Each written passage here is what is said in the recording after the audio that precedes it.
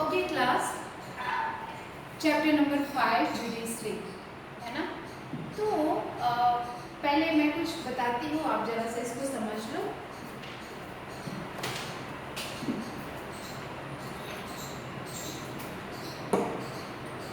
Class, एक चीज आपको क्लियर होना चाहिए कि ये जो जुडिशरी है, ठीक है, इस जुडिशरी का एग्जैक्ट मीनिंग क्या होता है। ये जो वर्ड है जुडिशरी, जुडिशरी का मीनिंग क्या होता है। तो जुडिशरी का मीनिंग हमें पता ही है कि हमारे गवर्नमेंट में 3 ऑर्गन्स होते हैं, legislative, executive and judiciary. So judiciary is a branch of government which administer justice according to the law। ठीक है, judiciary is branch of government यानी ऑर्गन ऑफ गवर्नमेंट। क्या काम है इनका? एडमिनिस्टर जस्टिस, जस्टिस को एडमिनिस्टर करना है, ठीक है, अकॉर्डिंग टू द लॉ। अब इससे आप इनकी इंपॉर्टेंस समझ सकते हैं कि किसी भी कंट्री को गवर्न करने के लिए, स्पेशली अ डेमोक्रेटिक कंट्री को गवर्न करने के लिए लॉ का होना कितना जरूरी है। तो केवल लॉ के होने से ही कंट्री गवर्न थोड़ी करने लगती है, उसमें तो बहुत सारे ऐसे लोग होते हैं जो लॉ को वायलेट करते हैं, बहुत क्या, ठीक है, mostly people violate the law. तभी इंपॉर्टेंस बढ़ जाती है तीसरे पार्ट की, जो कि है जुडिशरी। अब यहाँ पे देखो, जुडिशरी का डेफिनेशन क्या था कि a branch of government that administer law according to the, that administer justice according to the law. तो ये तो डेफिनेशन क्लियर हो गया, ठीक है। लेकिन अब क्वेश्चन यहाँ पे ये है कि जितने भी तो हमने इसमें क्या क्या देखा था, एक एक चीज, कुछ कीवर्ड्स बताती हूँ, जरा सा उसको सर्कल कर लो। देखो, in India we have the rule of law. ये जो वर्ड है ना, rule of law, it's very important. Rule of law, rule of politician नहीं कह रहे, रूल ऑफ MP MLAs नहीं कर रहे, उनका रूल नहीं चल रहा है, लॉ का रूल चल रहा है, क्योंकि इंडिया एक डेमोक्रेटिक कंट्री है। तो लॉ, रूल ऑफ लॉ का मतलब क्या हुआ? रूल ऑफ लॉ का मतलब क्या हुआ, जरा से सोचना। मैं इसे ऐसे बता रही हूँ कि लॉ का मतलब क्या हुआ? कॉन्स्टिट्यूशन, कॉन्स्टिट्यूशन में जो प्रोविजंस हैं, ठीक है, उस कॉन्स्टिट्यूशन की रूल चलती है अपने देश में, और उसको सुपरवाइज करने का काम, एडमिनिस्टर करने का काम, और ये जितना भी काम होता है लॉ से रिलेटेड, वो सारा कुछ होता है कोर्ट्स में, ठीक है। जुडिशरी का रोल यहाँ पे ये हो जाता है कि मैकेनिज्म ऑफ कोर्ट्स, कोर्ट्स के मैकेनिज्म क्या क्या है, जो हमारे ब्रांचेस ऑफ कोर्ट्स हैं, उसमें जो एडवोकेट हैं, जो मजिस्ट्रेट हैं, जो जजेस हैं, वो क्या करते हैं कि अगर कोई सिटीजन जो है किसी भी लॉ को वायलेट करता है, तो वहाँ पे judiciary play a crucial role. तो एक तो कीवर्ड मैंने बताया, रूल ऑफ लॉ, और फिर आगे आते हैं। अब एक क्वेश्चन है, बहुत इंपॉर्टेंट क्वेश्चन है, क्या कि What does an independent judiciary means? देखो, ये इम्पोर्टेंट इसलिए है क्योंकि ऑर्गन तो है, पार्ट तो है गवर्नमेंट की, लेकिन जुडिशरी का इंडिपेंडेंट होना क्यों जरूरी है, ठीक है, तो इम्पोर्टेंट है।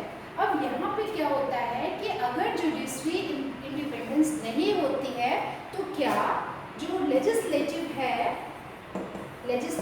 है और जो एग्जीक्यूटिव है, अगर इंडिपेंडेंट नहीं होती, तो ये दोनों मिलके जुडिशरी को क्या करते, इंटरप्रेट करते, उनको इंटरप्रेट नहीं करता, इंटरप्ट करते, हर चीज में, उनके हर एक लिए हुए डिसीजंस में इंटरप्ट करते, ठीक है। इंटरप्रेट अलग होता है, इंटरप्ट अलग होता है।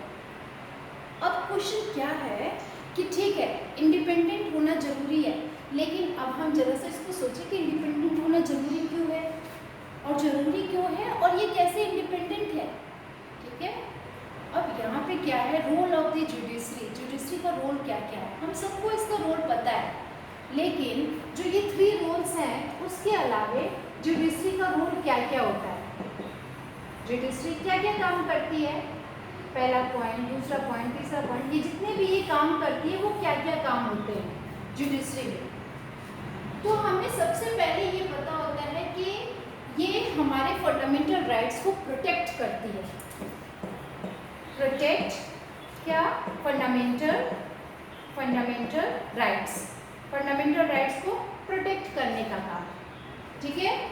उसके बाद जो जुडिशरी होती है वो क्या करती है कि जितने भी डिसीजंस लेती है वो सारी फेयर डिसीजंस लेती है। जरा सा इसको समझो और अपने नोटबुक में नोट भी कर लेना। फेयर डिसीजंस और कांस्टेंट, मतलब कि उनके डिसीजंस जो होते हैं वो फेयर होते हैं, इक्वली एप्लीकेबल टू ऑल। उनके बैकग्राउंड को बिना देखे कि वो रिच है, पुअर है, किस कास्ट का है, किस जेंडर का है, तो ये फेयर डिसीजन इनका अगला रोल होता है, ठीक है। अभी जो भी क्वेश्चंस होगा हम बाद में डिस्कस करेंगे। उसके बाद जो कोर्ट का डिसीजंस होता है, ठीक है, ये और क्या करती है? जस्टिस देने, ये जस्टिस देती है, प्रोवाइड जस्टिस, ठीक है, जस्टिस देती है, जस्टिस देती है, हमारी लिबर्टी को गारंटेड करती है। लिबर्टी मतलब हमारी फ्रीडम को क्या करती है? गारंटेड करती है, ठीक है। ये सारे इसके रोल हैं। इसके अलावे और ये क्या करती है? Maintain the rule of law, dispute resolve करना, रिजॉल्व डिस्प्यूट जो हमने यहाँ पे अभी हमने पढ़ा था कल। उसके बाद maintain rule of law, country में रूल ऑफ लॉ को मेंटेन करती है। ये इंपॉर्टेंट पॉइंट है सारे, ठीक है। तो ये सारी चीज़ें हैं। रिजोल्यूशन, जो भी डिस्प्यूट्स होते हैं उसको रिजॉल्व भी करती है। फिर उसके बाद provide equal protection to all, सबको इक्वली प्रोटेक्शन देती है, ठीक है। पनिश करती है, पनिश किसको करती है? जो लॉ ब्रेकर्स होते हैं, पनिश करती है लॉ ब्रेकर्स को, ठीक है। तो इस सारे पॉइंट से क्या होता है, जुडिशरी का यहाँ पे जो रोल होता है वो बहुत ज़्यादा इम्पोर्टेंट हो जाता है, ठीक है। जैसे कि आपने पढ़ाई था कि कोई भी टीचर जो है स्टूडेंट को नहीं मार सकता। ये रूल कहाँ से आया था? सुप्रीम कोर्ट का ये ऑर्डर था, डिसीजन था, क्योंकि बहुत सारी प्रॉब्लम्स इस तरह से बढ़ रही थी, ठीक है। अगर ठीक है, तो हमने देखा था डिस्प्यूट रिजोल्यूशन में हमने क्या देखा था कि सिटीजन्स के बीच में, एक से दूसरे सिटीजन्स के बीच में, दो लोगों के बीच में डिस्प्यूट होगा। तो अब ये डिस्प्यूट किस चीज़ का हो सकता है? आप जरा सा सोचो। अगर किसी ने कोई थेफ्ट की है, चोरी की है, या फिर मर्डर हुआ है ना, या फिर ये जितनी भी केसेस है, चाहे वो सिविल केसेस हो चाहे क्रिमिनल केसेस हो, ठीक है, दो लोगों के बीच में है डिस्प्यूट, तो वो डिस्प्यूट कहाँ लेके जाते हैं? कोर्ट के पास लेके जाते हैं। अब कोर्ट में भी क्या है, डायरेक्ट सुप्रीम कोर्ट थोड़ी पहुँच जाएंगे और हाई कोर्ट थोड़ी पहुँच जाएंगे। वो सबसे पहले अपने डिस्ट्रिक्ट वाले कोर्ट में जाते हैं, जिसको लोअर कोर्ट भी कहते हैं। तो कहानी डिस्ट्रिक्ट कोर्ट से शुरू होती है। तो डिस्प्यूट्स, अगर कोई भी केसेस होती हैं तो वो डिस्प्यूट्स को लेके जाते हैं कहाँ पे? कोर्ट में, लोअर कोर्ट में, ठीक है। तो बिटवीन सिटीजन्स, अगर सिटीजन्स एंड गवर्नमेंट के बीच में कि कोई डिस्प्यूट होता है तो प्रॉब्लम कहाँ जाती है? तो भी स्टार्ट होती है लोअर कोर्ट से, ठीक है।